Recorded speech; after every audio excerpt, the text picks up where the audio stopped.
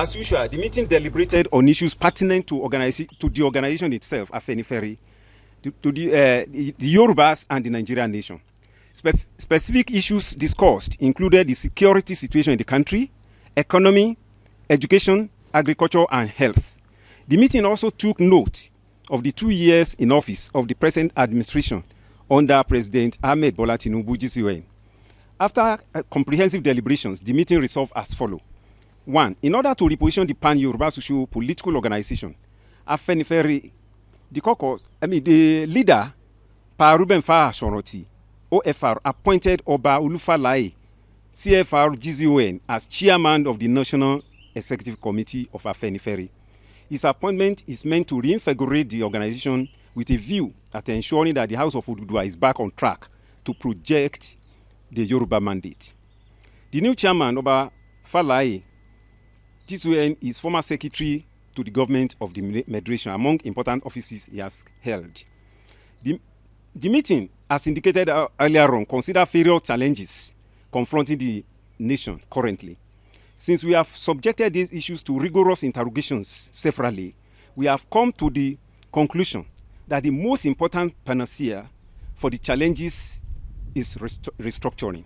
We are therefore calling on the federal government under President Bola Tinubu and the National Assembly to set the machinery in motion to restructure the country as a matter of urgency. As we congratulate the present administration for clocking 2 years in office, we urge it to make restructuring one of the major policies in its third year in office. The security situation in the country is getting more worrisome. Bandits are, in certain situations, so emboldened that they even go into people's homes to abduct them, as happened to Oba James Ogunyoda Ilufemiloye, the Obalon of Okoloke in Kogi State.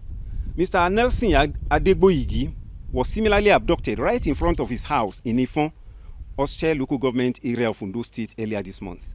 He was eventually killed, even after ransom was paid.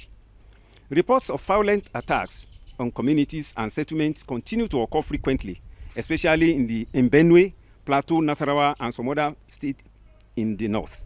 In the light of the foregoing, Afenifere is reiterating its long-standing advocacy for the immediate takeoff of state police. Here, note is taken of various insinuations that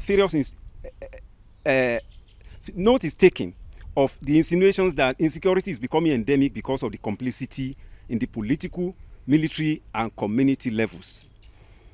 Afenifere, at today's meeting in Akure, heartily congratulates President Bola Tinubu as his administration clocks 2 years in office.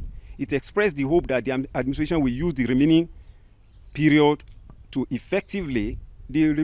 of its tenure to effectively address issues that are bothering Nigeria.